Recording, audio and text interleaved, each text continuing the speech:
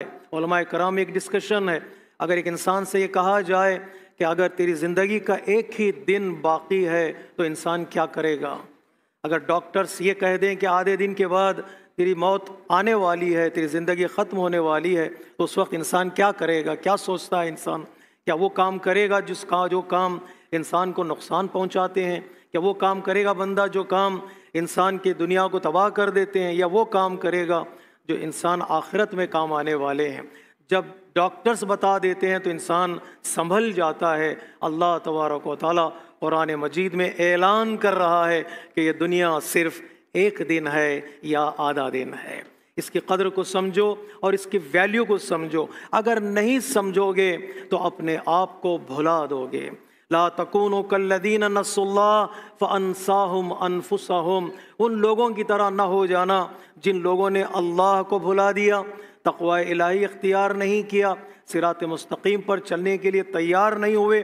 تو نتیجہ کیا ہوتا ہے؟ نتیجہ در حقیقت انہوں نے اللہ کو نہیں بھلایا ہے بلکہ خود اپنے آپ کو انہوں نے بھلا دیا ہے۔ انسان گم ہو جاتا ہے اس دنیا میں، انسان لاسٹ ہو جاتا ہے اس دنیا میں۔ انسان اپنے آپ کو تلاش کرے اور اپنے آپ کو ڈھونڈے۔ اگر اپنے آپ کو ڈھونڈنے میں کامیاب ہو جاتا ہے تو وہ انسان اللہ کو پہچاننے میں بھی کامیاب ہو جاتا ہے۔ کبھی اللہ کو بھلا دیتا ہے جس کے نتیجے میں خود بھلایا دیا جاتا ہے، اللہ بھی اسے بھول جاتا ہے۔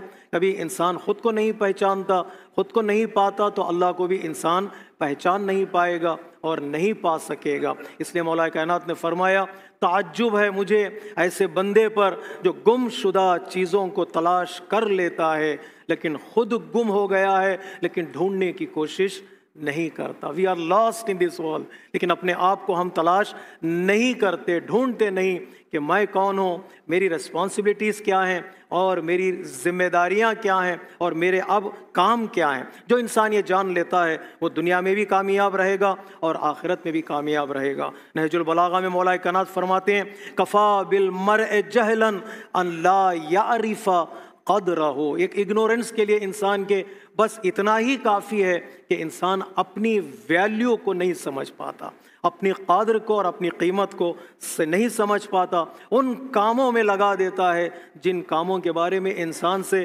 پوچھا نہیں گیا اور مانگا نہیں گیا، اپنے آپ کو ان چیزوں میں لگا دیتا ہے جن چیزوں کی کوئی قیمت نہیں ہے۔ جب وقت گزر جاتا ہے تو انسان پچھتانے لگتا ہے۔ اس لیے حدیث میں ہے، من طلب ما لا یعنیہ فإن فاتہ ما یعینہ، جو انسان اپنے آپ کو ایسے کاموں میں لگا دیتا ہے جن کاموں کے بارے میں اس سے پوچھا نہیں گیا تو وہ چیزیں انسان سے فوت ہو جاتی ہیں، انسان کے ہاتھوں سے نکل جاتی ہیں، جو انسان کی زندگی کا مقصد ہے، انسان کی زندگی کا ہدف ہے۔ ضروری ہے کہ انسان جانے، اپنی قدر کو جانے، اپنی ویلیو کو پہچانے اور اپنی رسپانسبلٹیز کو بھی جانے۔ اگر انسان نہ جانے وہ کیا ہے، اسے کہاں کام کرنا ہے، کہاں جانا ہے، تو یہ وقت ہے جو بہت جلد گزر جاتا ہے۔